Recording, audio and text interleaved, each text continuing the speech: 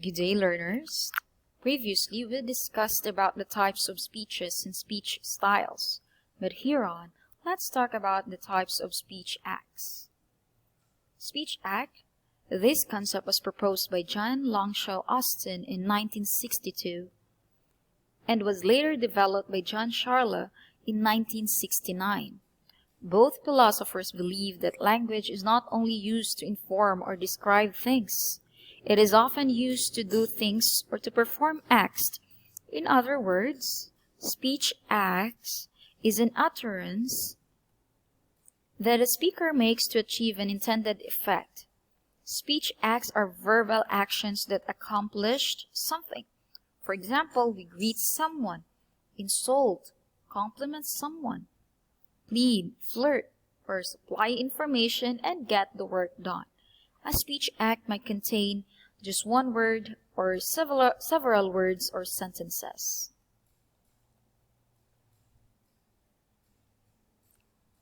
Now, according to J.L. Austin, or John Longshore Austin, he is a philosopher of language and a developer of the speech act theory.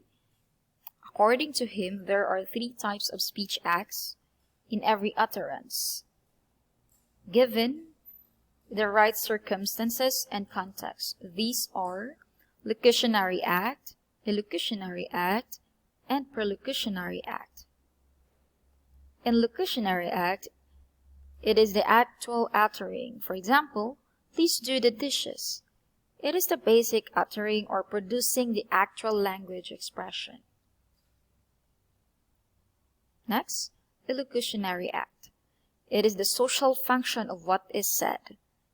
Like, for example, by uttering the locution, which is, please do the dishes, the speaker's request the addressee to wash the dishes. So these are the real action which are performed by the utterance.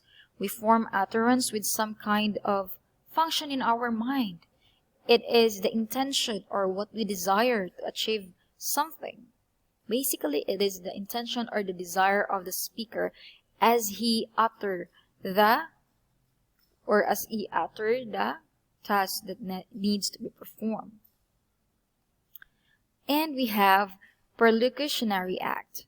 It is the resulting act of what is said. For example, please do the dishes will lead to the addressee or the listener washing the dishes. This is the effect based on the particular context in which the speech act was mentioned. Now, in the example, we can say that prelocutionary act is the effect produced on the listener when they listen to the locution or the locutionary act.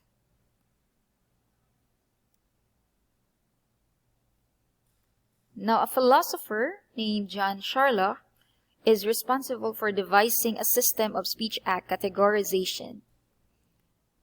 According to him,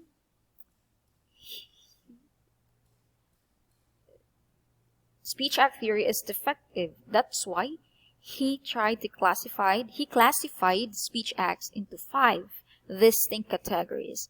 This is a response to Austin's speech act theory. Now, in this classification, we have assertive, directive, commissive, expressive, and declaration. Now, in assertive, the speaker expresses belief about the truth of a proposition. Some examples are suggesting, putting forward, swearing, boasting, and concluding. For example, no one makes better pancakes than I do. In this example, you might say that someone is trying to boast how better he is in making pancakes. So we can say that this is assertive, since someone expresses a belief about the truth, maybe about himself. Okay? Now we have directive. It is a type of illusionary act where the speaker tries to make the addressee perform an action. Some examples are asking, ordering, requesting, inviting, advising, and begging. For example, please close the door. So in these examples, the speaker tries to make the listener or the addressee perform this action. We have commissive. In commissive, or it is a type of illusionary act where it commits the speaker to doing something in the future. For examples are promising, planning, vowing, and betting. Now, I have here an example. From now on, I will participate in our group activity. So since someone or the speaker tries to do something in the future, he is, to be specific, he's trying to promise something to the listener, then we can say that this is a commissive type of illusionary act. Next, we have expressive. In expressive, it is a type of illusionary act where the speaker expresses his or her feelings or emotional reactions. Some examples are thanking, apologizing, welcoming, and deploring. Say, for example, I am so sorry for not helping out in our group projects and letting you do all the work.